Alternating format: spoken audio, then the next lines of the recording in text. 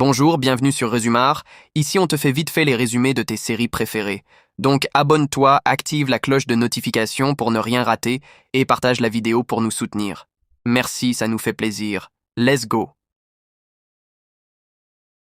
Joe est visiblement vide et secouée après l'échec de la mission précédente au bord de la frontière, où elle a enfreint les protocoles pour placer un traceur sur une fillette enlevée. Cette dernière meurt dans un attentat-suicide, un échec tragique que Joe peine à digérer. Face à la pression des médias et au risque pour les agents infiltrés, elle ordonne de ne faire aucune déclaration publique. Bobby, épuisé, tente de la rassurer, mais la culpabilité persiste. Josefina et Cruz parlent de leur papa. Cruz fait comprendre à Josefina qu'elle n'a jamais connu son père, mais elle a eu un beau-père super cool comme un grand frère, mais il est décédé dans une bataille. Josefina, est face à son père Pablo, désormais sous surveillance. Pablo lui demande qui est Cruz pour elle, sa copine. Un nouvel amour, mais tu lui tiens pas la main, tu la regardes pas dans les yeux. Elle ne te regarde pas des ennuis. Elle lui révèle que la CIA sait tout sur ses liens familiaux, y compris avec son oncle, le chef du réseau. Pablo perd son sang-froid, gifle Josie et menace de violence verbale. Cruz intervient pour maîtriser Pablo et lui donne un ultimatum. Soit il coopère, fournir l'identité d'un acteur étranger infiltré, soit il est arrêté. Une option de protection pour témoins lui est proposée. En ce moment, l'équipe de surveillance de Cruz élimine les gardes de Pablo. L'équipe vient après pour réconforter Cruz et Josefina. Une révélation secoue tout. L'agent spécial Gutiérrez du DEA pourrait être une taupe. Deux cops découvrent qu'une femme de ménage dans le domaine Carrillo porte un micro. Joe comprend alors que Gutiérrez n'a pas partagé des informations cruciales. Direct téléphone, Joe apprend qu'elle a été touchée dans l'abdomen pendant l'assaut. La balle est restée à l'intérieur, touchant le foie. Elle informe Kathleen qu'elle a besoin d'une évacuation médicale d'urgence. Le copilote improvise une décompression thoracique pour tenter de la sauver, tandis qu'elle appelle Kathleen pour organiser une intervention chirurgicale urgente à l'arrivée de l'appareil. Elle apprend aussi que Gutiérrez est une taupe. Son avion est redirigé vers une base militaire. Avant de perdre conscience, elle appelle Neil pour lui demander de s'occuper des filles, exprimant qu'elle ne sait pas si elle survivra. Elle s'effondre peu après. Sous prétexte de retourner au QG, Kyle dit à Gutiérrez que certains supérieurs viendront et il va parler avec eux. Il voulait refuser, mais sous pression de Kyle, il finit par accepter. L'équipe embarque Gutiérrez. En chemin, il se fait malmener par l'équipe dans la voiture. De leur côté, Kathleen et Joe sont convoqués à la Maison-Blanche pour une session de crise avec des hauts responsables, dont le secrétaire d'État Mullins, Morgan Freeman. Elles doivent justifier la mission ratée et le manque de coordination interagence. Le Sénat reproche à l'équipe d'être allée trop loin sans autorisation. Byron plaide que l'opération aurait sauvé des vies, bien que non officielle, sans laisser de traces. Le président Mullins se retire pour donner un effet de déni plausible au bureau de crise. Byron, Kathleen et Mason élaborent un nouveau plan. Au lieu d'infiltration passive, une opération ciblée pour tuer Alvaro Carrillo, l'oncle de Josie, est décidée. L'idée, éliminer également Pablo et Gutiérrez une fois la mission terminée. Il s'agit d'un plan non autorisé officiellement, mais tacitement validé, une forme de Black Op, déguisé. Kathleen prend le leadership et arbore la ligne dure au sein du QRF. Le code de trahison 2381 est évoqué contre Gutiérrez. Dissimulation volontaire des liens cartel-CIA est assimilée à une aide à l'ennemi. Kyle l'informe que son dossier est propre, absence de lien direct avec Carrillo. Malgré cela, une séance d'interrogatoire intense s'engage. Kathleen menace sa famille pour obtenir des réponses. Gutiérrez soutient cependant qu'il a opéré seul, sans journaux d'activité ni traces, pour ne pas révéler l'informante. Un test polygraphique est ordonné. S'il échoue, l'ultimatum est explicite. Dump him in the river. Kathleen fait comprendre aux autres que Joe a pris une balle. La maman de Josefina se fait arrêter pour être amenée rejoindre son homme. Edwin Mullins rend visite à Byron chez lui, dans un cadre inhabituel pour des discussions top secrètes. Mullins livre un discours philosophique. Les États-Unis sont divisés, plus vulnérables qu'ils ne l'ont jamais été. Il lui parle de la géopolitique, du 11 septembre, etc. Il exige que l'Amérique passe à l'offensive pour rappeler au monde qu'elle n'est pas une puissance affaiblie. Joe sort du coma, encore gravement affaiblie. Malgré les objections de son mari Neil à cause des risques, elle insiste pour ne pas se reposer. Incapable de s'abandonner après les événements traumatisants qu'elle a vécus à la frontière. Leur relation atteint un point de rupture. Neil lui propose de choisir entre leur mariage ou sa mission, et Joe réplique froidement, lui affirmant qu'il doit devenir plus fort ou partir. Byron, sans feu vert officiel, prépare une mission à haut risque, viser 2 scientifiques chinois transportés via la Turquie vers l'Iran afin de frapper symboliquement fort. Il propose à Joe de rester en retrait en tant que conseillère et non plus sur le terrain.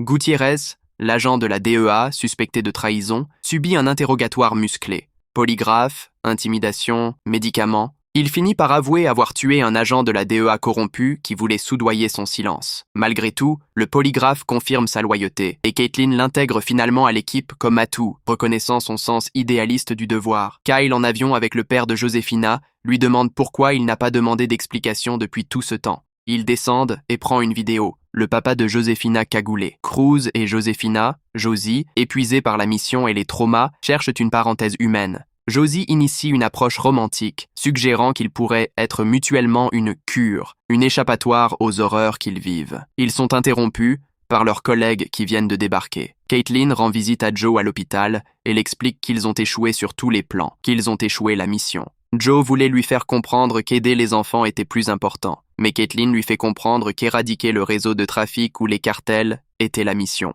Caitlin dit à Joe qu'il faut trouver une solution pour étouffer vite l'affaire, que c'est plus important de se prendre la tête. La nuit, Josefina et Cruz se retrouvent dans le même lit. Josefina a demandé à Cruz si elle veut qu'elle dorme par terre, mais Cruz lui a dit de venir sur le lit.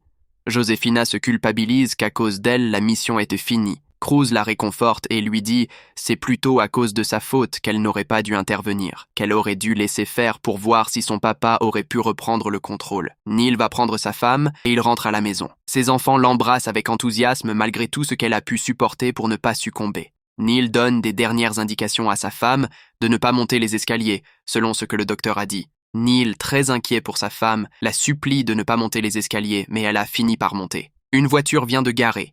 Neil informe Joe et veut savoir ce qui se passe. Joe essaie de l'expliquer la situation qu'elle a vécue avec la perte de la petite fille à qui elle avait mis le bracelet traceur, en faisant allusion à leur propre fille. Neil n'a plus de force pour la retenir, il comprend qu'elle est déterminée plus que jamais.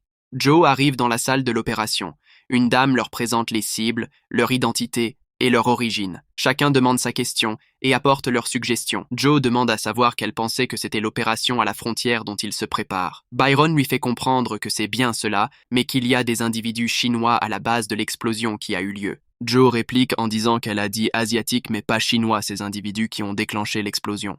Byron lui demande s'ils ont des soucis particuliers avec les migrants d'origine japonaise ou coréenne. Joe répond « non pas du tout » et qu'elle ne comprend pas la mission. Byron lui répond alors que la mission c'est pour montrer à l'Iran, la Chine, que les États-Unis ne sont pas les seules nations aux frontières poreuses. Ils mettent en place les tactiques pour la mission et que la mission se termine en beauté, que les cibles soient éliminées. Ils veulent que Joe n'aille pas à la mission, mais elle refuse en disant qu'elle ne veut pas partir sous une défaite. Qu'elle a besoin, Byron lui dit d'observer et aviser c'est tout, avec une menace bien plus que réelle. Joe accepte. Cruz et Josefina passent un moment intime. Elles se caressent et s'embrassent avant que le téléphone ne sonne. Ils se préparent pour la mission. Ils montent en avion. Josefina qui essaie de demander à Joe quel serait son rôle. Le lendemain, Joe téléphone à Neil depuis le tarmac. Leur échange est chargé d'émotions. Neil lui demande ce qu'il racontera aux filles si elle ne revient pas. Joe répond qu'il pourra dire ce qu'il veut.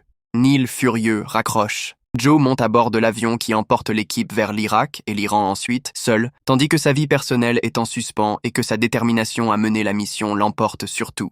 L'équipe lyonnaise se regroupant au poste avancé situé à la convergence des frontières de la Turquie, l'Irak et l'Iran, où ils se préparent pour leur dernière mission, nommée Opération Skyhawk. Joe et son équipe s'équipent dans un climat tendu, conscientes de la fragilité de leur position si les choses tournent mal. Il manque un agent pour prendre le lance-roquettes. Bobby demande s'il y en a quelqu'un pour le prendre, mais personne ne se prononce. Joe décide alors de s'en occuper, mais Bobby l'interdit en lui disant qu'elle est là pour observer et aviser. Joe lui répond que si c'est comme ça, tout le monde sur le pont. Finalement, Bobby décide de le prendre, mais Joe lui dit de lui remettre. Bobby lui répond en disant qu'elle surveille l'équipe et lui les armes. Bobby finit par le prendre. La dame chargée de donner des indications donne des informations très importantes aux soldats avant qu'ils ne vont à l'assaut. Elle essaye de tout les expliquer et comment ils pourront faire pour pouvoir réussir cette mission. Chacun essaye de demander une question avant que la séance d'information ne se termine. Pendant ce temps, à San José, Costa Rica, les agents de la CIA Caitlin Meade et Byron Westfield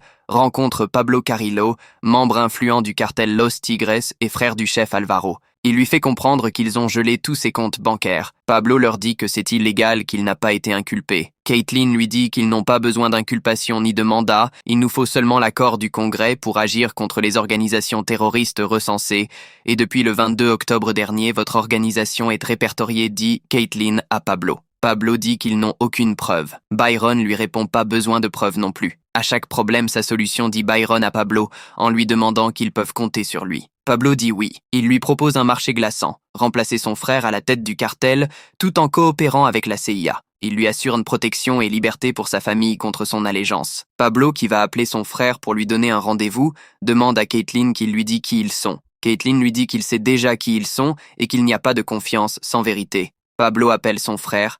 Ils discutent. Sous la pression, Pablo accepte, puis, dans un acte brutal, il assassine Alvaro, concrétisant ainsi la prise de pouvoir tout en scellant l'alliance avec les États-Unis. Byron, ébranlé, vomit dans l'avion de retour, l'image symbolique d'un homme pris de remords face à ses propres actions. Morgan Freeman reçoit les autres congressistes et ils s'échangent sur l'opération. Morgan les explique et les montre les images et vidéos satellites. De retour au front, l'opération commence. Cody et l'équipe QRF localisent visuellement les 2 scientifiques nucléaires chinois, ciblant le convoi.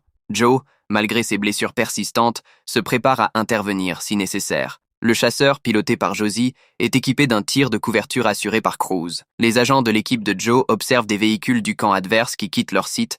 Ils informent les autres coéquipiers. C'est parti, Cruz dit à Josie dans l'hélicoptère et les tirs pleuvent. Mais l'hélicoptère est abattu par un tank ennemi, provoquant un crash brutal dont Josie et Cruz s'extirpent difficilement. Joe, qui se prépare et dit aux autres agents que l'hélico est à terre, il se précipite pour aller à la rescousse. Une partie de l'équipe essaye de neutraliser les ennemis. Joe, avec ses hommes, se précipite vers le site du crash dans des véhicules blindés. Caitlin, Byron, Pablo et Kyle viennent de descendre au Mexique et ils prennent des voitures pour se rendre chez le frère de Pablo. Arrivés à la porte de la maison, ils se font descendre et se fait fouiller. Ils finissent par rentrer malgré tout. Pablo rencontre son frère et l'assassine sous les yeux de Byron, Caitlin, Kyle et tout le reste. Après cela, Byron et Caitlin repartent dans l'avion, Byron qui vomit, Caitlin lui dit c'est difficile sur le terrain. Lui, il lui dit que c'est pas ça qui lui rend malade, mais plutôt le fait que ça ne changera rien. Josie, gravement blessée à la jambe, devient quasiment immobile. Joe apprend par téléphone que les véhicules ennemis arrivent sur eux vers le site de l'accident, ce qui veut dire qu'ils doivent retourner à la base. Bobby lui demande qu'ils doivent faire demi-tour, les renforts arrivent dans 19 minutes. Bobby dit à Joe qu'elle ne croit pas qu'on va arriver. Joe lui dit « Notre boulot, c'est pas de réussir, mais fais le maximum. » Bobby répond « C'est toi la patronne. On fait ce que tu dis. » Un face-à-face qui se présente. Chaque camp tire et fait de son maximum pour s'en sortir. Malgré le soutien de snipers tels que Cody, l'équipe se retrouve encerclée dans un guet-apens. L'ennemi foisonne. Les convoyeurs s'amassent autour d'eux. Ils se replient sur le lieu du crash par la couverture de leurs snipers. Joe qui vient chercher Cruz et Josie, mais elle ne les voit pas. Juste avant d'observer Cruz, elle va les voir. C'est grave demande, telle. Cruz dit « Elle ne marchera plus aujourd'hui. » « Merde, c'est pas le moment, dit Joe. L'équipe se retrouve encerclée dans un guet-apens. L'ennemi s'approche plus nombreux. Joe, inquiet, demande que l'appui aérien arrive. Quand? Dans le bureau, tout le monde s'inquiète. La dame du bureau demande à ce qu'on appelle le président vu que la mission est en train de tourner au fiasco. Morgan accepte qu'ils appellent le président. Joe va finalement laisser Josefina qui est blessée et incapable de marcher parce que l'ennemi s'approche plus vite et en grand nombre, triste sort. Alors que tout semblait perdu, le soutien aérien, Close Air Support, arrive en toute dernière minute. Il élimine les ennemis. Le renfort terrestre est arrivé pour les aider, ouvrant la voie à l'exfiltration de l'équipe. La mission est sauvée, du moins sur le plan tactique, mais les agents sont grièvement éprouvés. L'équipe revient au camp, bousillée, épuisée et traumatisée, mais vivante. Joe, choquée, semble renouer avec sa fragilité humaine. Elle regarde ses troupes avec compassion et pleure, réalisant à quel point son engagement aurait pu tout emporter, y compris son foyer. Tout le monde est sauvé, y compris Josie. La saison se conclut sur une note à la fois tendre et ambiguë. De retour chez elle, Neil, le mari de Joe, l'attend sur le porche. Il lui confie, avec émotion, son incertitude. « Je ne savais pas si tu allais revenir. » Joe lui répond « Je ne savais pas si la porte me sera ouverte. » Puis Neil la rassure, en lui assurant qu'elle aura toujours une famille à laquelle revenir, et la porte lui sera toujours ouverte.